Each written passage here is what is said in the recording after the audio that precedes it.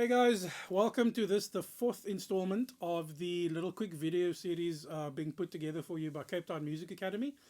And today I want to talk about being prepared.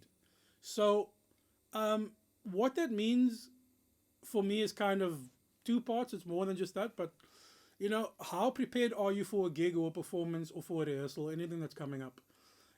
Being prepared requires your own input and your own work and thought processes as the musician. So, does your gear all work? Argument's sake, are your cables all working? Do you have any rattly, broken, scratchy bits? Do you have pots that have broken or gonna break? Things like that.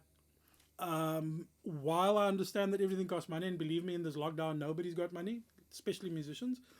But that doesn't mean that you can't aspire to making sure all your stuff is right. So setting up your guitars yourself, cleaning it up, it all goes towards preparation. Do you have amps that work? Do they sound funny? Do you have cables for everything? Have you got the right power cables, the right power conditioning? And they all play a role. If you look at, like in my car, at any given point in time, you'll always find what I call my gig bag.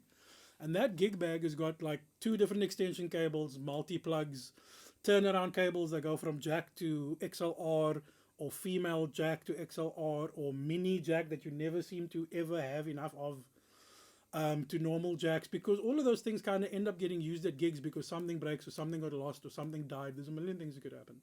And then just basic practical things like cable ties are essential. Gaffer tape or duct tape is a musician's everything. It holds everything together, from marriages to gear to cars. That's what you want. So being prepared with stuff pertinent to your work is vitally important for me. And then as important as being prepared musically. When people book me, the first thing I tell them or ask them is, can you please send me the music? So whether it's charts or tracks, doesn't matter. As soon as you can upon booking, because then what I do is I spend the next month or however long it takes writing out charts. Now, it might seem like a big pain and you're investing more than you should considering the fee. Yeah, that's one way to look at it. Another way to look at it is I've got those charts forever now, and it's often happened that I've done charts better than the original writer has done and has asked me for my charts, which I gladly will sell to them. And then, you get to a gig, like I often MD shows, and they suddenly need a chart for something, and I go, oh well, wait, hang on, I've got one on my iPad quickly, because I had done the graft and the charts beforehand. So being musically prepared from learning the music, learning the feels, learning the grooves, learning the tempos, those things are vitally important and cannot be skimped on. I always recommend, even if you don't write music particularly well, don't read particularly well, it doesn't matter.